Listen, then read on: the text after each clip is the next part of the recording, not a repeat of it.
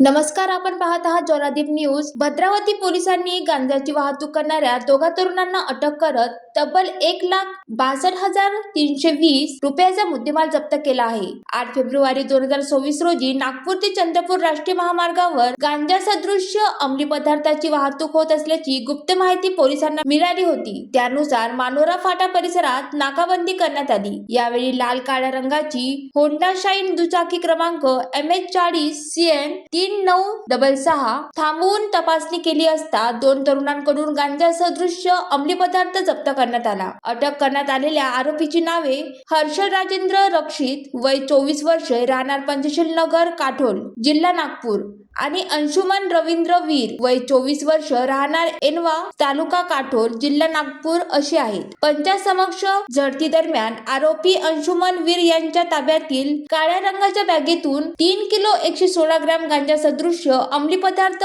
ज्याची अंदाजे किंमत 62,320 रुपये जप्त करण्यात आला। तसेच वाहतुकी दरम्यान वापरलेली होंडा शाईन दुचाकी किंमत अंदाजे 70,000 रुपये आणि 2 अँड्रॉइड मोबाईल किंमत अंदाजे 30,000 रुपये असा एकूण 1,62,330 रुपयाचा मुद्देमाल पोलिसांनी ताब्यात घेतला आहे। ही कारवाई पोलीस निरीक्षक योगेश्वर पारधी यांच्या नेतृत्वाखाली सपोनी संजय मिश्रा, मोहन धोंगडे, संतोष केदार, गजानन तुपकर, महेंद्र पेसरकर, गोपाल आतकुलवार, जगदीश झाडे, धर्मराज मुंडे, संतोष राठोड, खुशाल कावडे, योगेश घाटोडे आणि कोमल मोजे यांच्या पथकाने केली। या प्रकरणी पुढील तपास सुरू आहे। ज्वालादीप न्यूज करिता सुनील देदावार, चंद्रपूर।